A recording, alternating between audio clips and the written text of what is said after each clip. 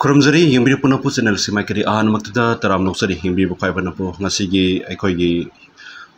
supreme court ता चथखिबा hearing दुगी मतंगदा करी करमना अखोगी हाइबदी side अनिदगी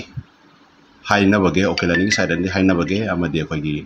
supreme court की जज ना करी इंस्ट्रक्शन पीबगे हाइबदी मतंगदा समलपना थमजगे मदुदी करिनो हाइजरबदा अखोगी अखोइना थेंगनरिबा केस असिगी मतंगदा अखोगी मोरेदा ब्लॉकेट तौबगी वफम से थमे मखोइ साइडगी मोरेदा ब्लॉकेट तौबना मरम ओइरगा हाइबसे अखोगी चाना थंगनबा वासलकपा असिमा म्याम से अखोगी एयरलिफ्ट तौबिनबा खोना मतंगदा पलकपा लै अदो हाइरिबा पलकपसिंग अदु हाइरिबा अदु अखोगी साइडगी हाइबतारेको मोरेदा ब्लॉकेट तौबगी वफम थांगपुदा मखोइ साइडगी अदुदा अखोइ साइडगी कांगुपीदा नेशनल हाईवे थिंगबसे यामना कुइरे अदुना ब्लॉकेट ति मोइना तौबनी अखोइना नते हाइना थमकी सुप्रीम कोर्ट ना सेंट्रल गवर्नमेंट का स्टेट गवर्नमेंट का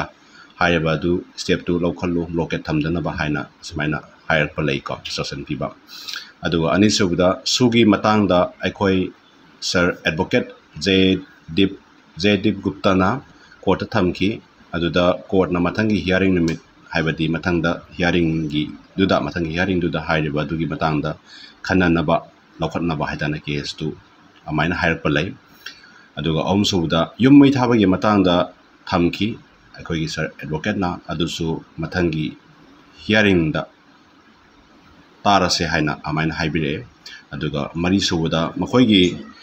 सीबा हाइतारे मखोइ साइडतगी अखोगी असीबा हक्चांग अदु डिकम्पोज तौना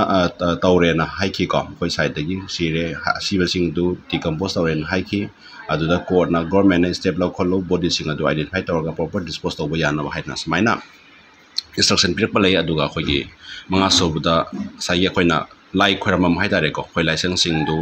रिकंस्ट्रक्शन तौबिनबा हाइना सुप्रीम कोर्ट ना समाइन हाइबा लै अदुगा रिहेबिलिटेशन सेंटर की मतंगदसु पलकपा लै अदो हाइबा पोस्टिंग असे अखोइना कोर्ट की अखोइना हियरिंग की मतंगदा सिगी मतंगदा अखोइना फजना लाइव थाबा ngamjadabadagi हाइबा से कोई वॉइस होइना रिकॉर्ड तौजरा मयामदा अपडेट तौजरकपनि अदुगा मथंगी हियरिंग असे अखोगी 6 हाइतारेको तारीख 3 अदुगा